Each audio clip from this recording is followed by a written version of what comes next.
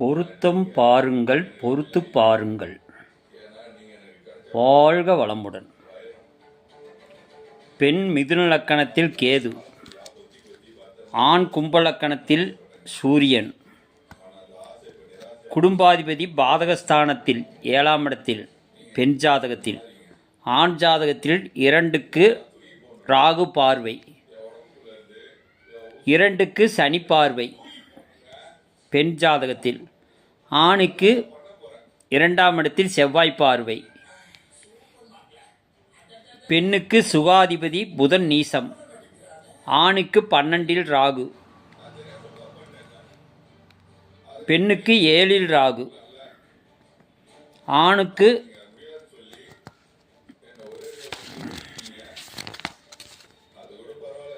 எட்டாம் இடத்து அதிபதி புதன் 12இல் மறைவு, பெண்ணுக்கு 1, 7ஆம் அதிபதிகள் 6, 8ஆக அமைவது.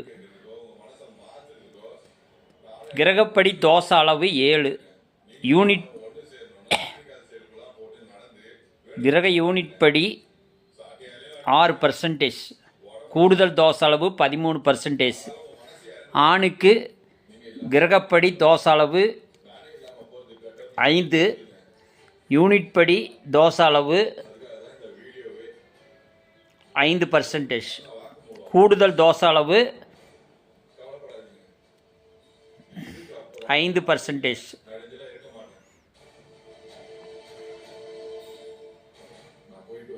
கூடுதல் தோஷ அளவு 10%.